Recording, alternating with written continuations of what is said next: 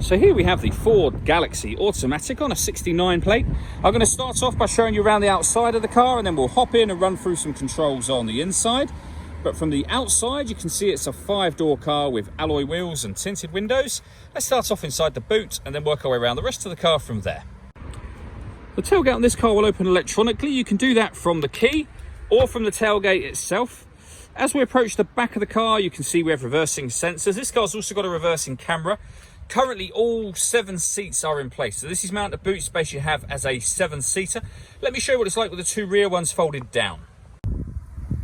There you go, and as you can see, you get loads of space when you do that. The rear 3 seats, or what were the middle 3 previously, can all be folded down using these buttons as well. So the left-hand seat, middle seat, right-hand seat, and if I give that button a push, you'll see exactly how that works.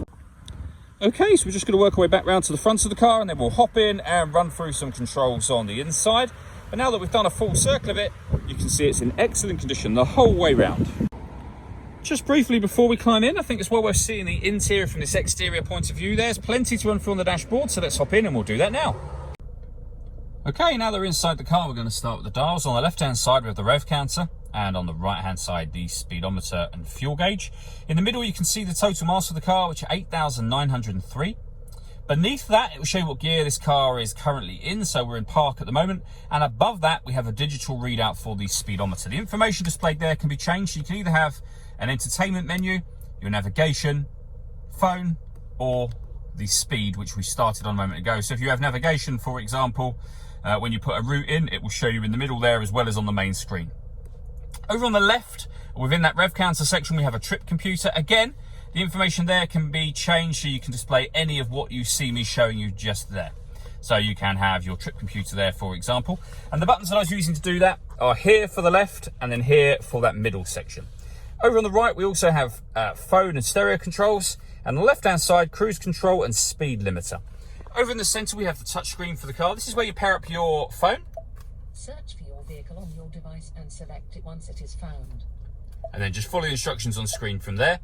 You'll also find the satellite navigation's main screen just there as well. And you've got your music, of course. So there's plenty of ways in which you can listen to that. We have AM, FM and DAB radio, a CD player, and Bluetooth audio as well. This car's also got 2 separate USB inputs, so you can plug devices into either or both of those, and they will appear up on here as extra options. And we have a reversing camera as well. You can see that there, that's a full color camera with guidelines showing you what direction the car is headed in relation to the image that's being shown on the screen. Working our way down, we have the CD player, and then dual zone climate control. So you can adjust the passenger temperature up and down, the driver temperature up and down as well, and all adjustments show on that main screen as well as obviously down here. You can adjust your fan speed up and down.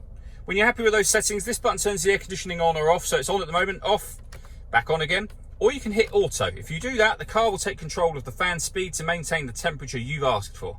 And you can override that at any time you wish to, simply by readjusting the fans, and you'll see auto has now gone off. We have a rear heated screen and a proper heated front screen as well.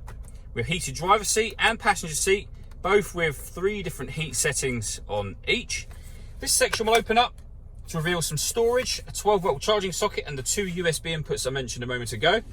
This dial is for selecting the gear the car is in, so park, reverse, neutral drive, and sport. We have an electronic handbrake. We can turn the parking sensors on and off. We can turn off the stop and start. This car is designed to cut out when it's stationary in traffic to save you fuel. That system is now off. And this one will turn on the autonomous parking. This car is able to parallel or perpendicular park itself. And again, we've done videos showing this working that you can find on our website and YouTube channel. The last thing I want to talk about is the panoramic glass roof on this car. So first of all, there's a button up here that will open the sun blind. It will stop there. Press the button again, and it will open all the way to the back of the middle row of seats.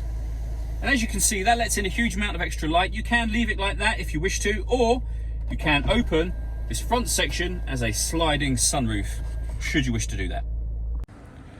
All that leaves me to say is thank you for taking the time to watch this video. If you'd like to come and see the car in person and have a test drive, please feel free to call any of our MJA sites. We'd love to hear from you soon.